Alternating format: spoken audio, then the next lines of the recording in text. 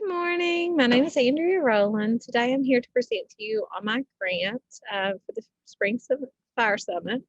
My grant is titled Leveling the Playing Field.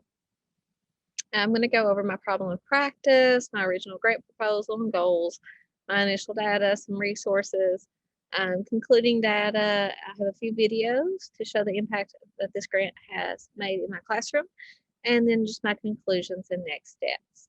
My problem of practice originally is how do we level the playing field for students in a virtual setting.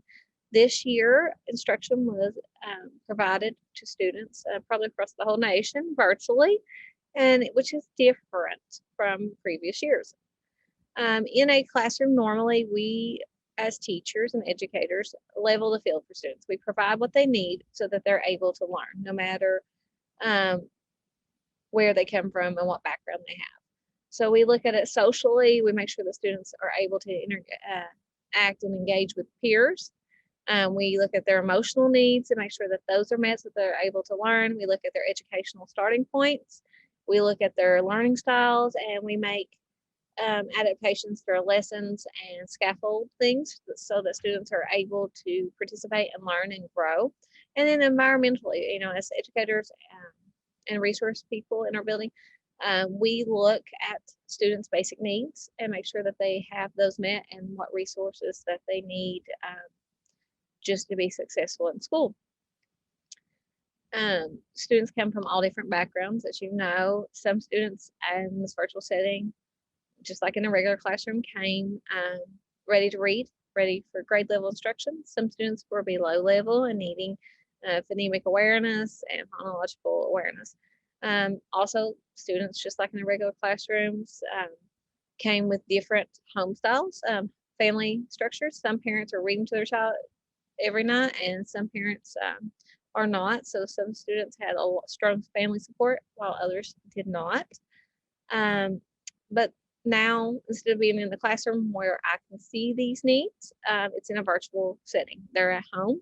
And so I thought about how to address these needs while they're at home. How can I make sure that I still provide my students with what they need, even though they're learning from home this year? Growth was still essential for students no matter where they started from, educationally or environmentally.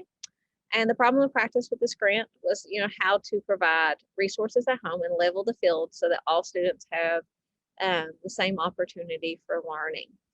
I proposed to implement a guided reading virtually at home.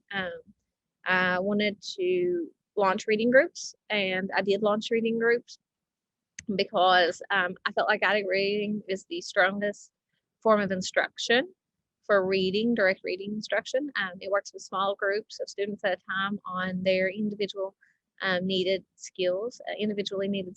I get to assess students, provide feedback, phonics instruction, check comprehension, and work with just a small setting of students, and it's more personalized.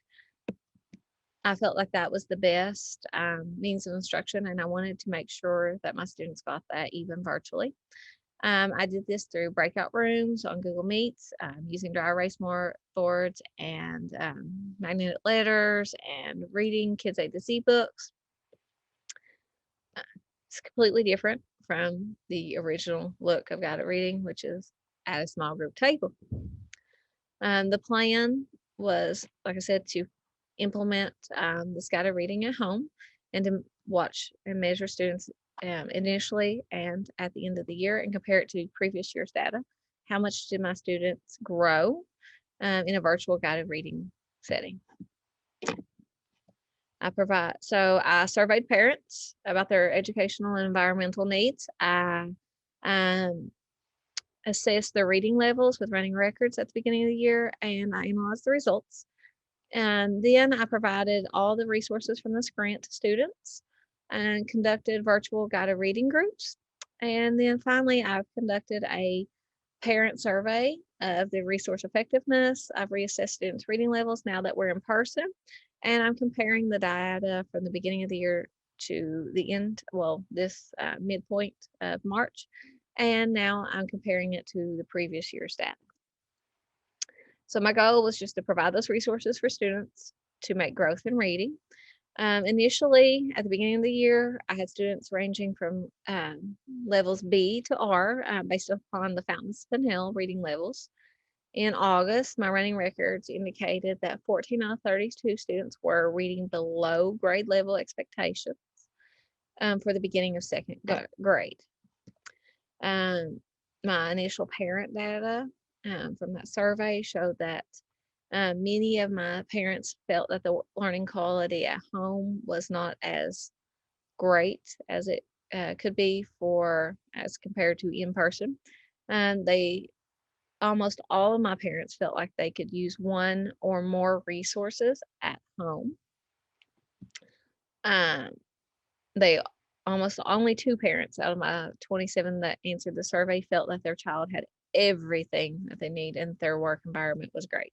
So that left 25 of my parents saying, yes, we could learn with a better work environment. I assessed my students' parents with a survey to see how well they could use their Chromebook mousepad. All of my parents felt that their students had some difficulty with this.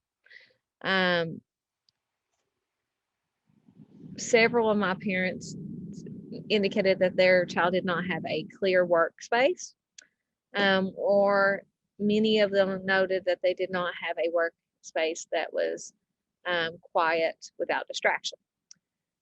All parents indicated that they needed some type of resource to make learning more effective for their students. The resources we looked at were computer mice, lap trays, foldable desk trays for working areas, headphones with microphones, letter tiles, and dry erase boards with markers. I bought each of those things, and based upon what parents indicated that they needed in their surveys, we distributed those to parents. Looking at the concluding data, was this a success? Was providing these resources to parents so that they could engage in all the steps of guided reading using Jan Richardson's guided reading program, was it a success? Did my students make growth as they would on a typical year, even though they were virtual?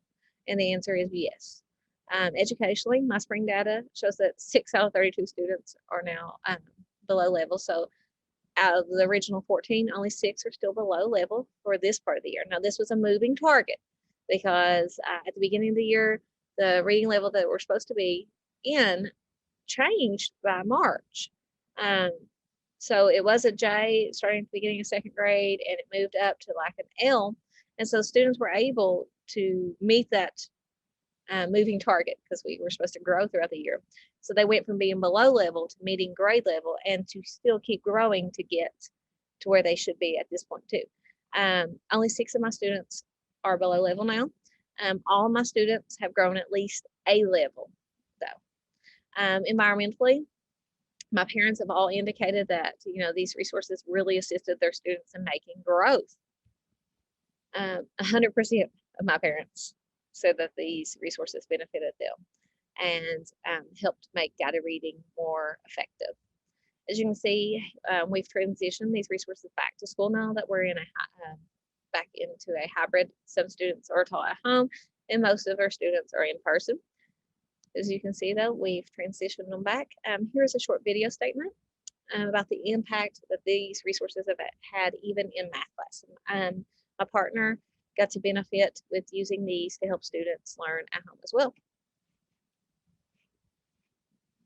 The manipulatives and resources provided by this grant have really helped students educationally.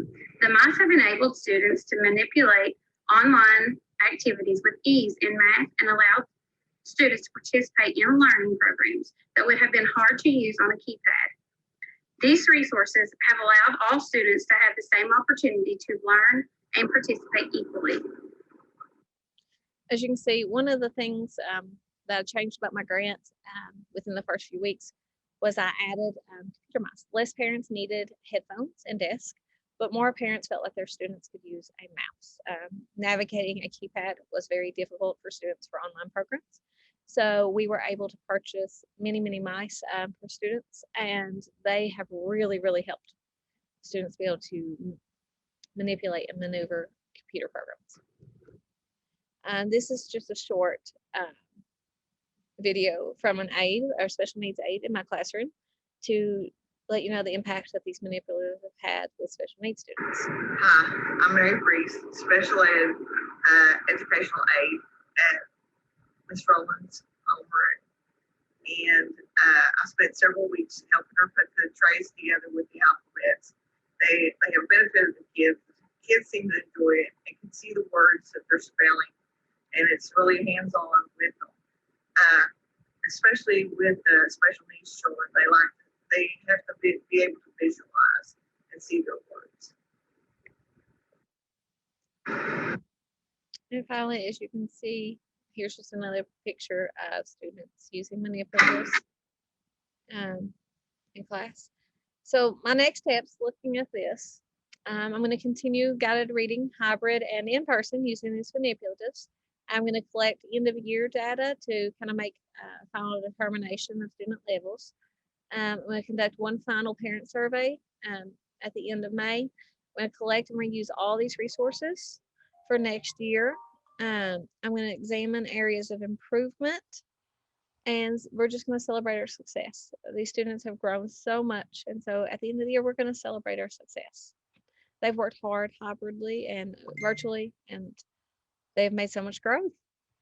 So with a level playing field, it is possible to learn just about anywhere, I think.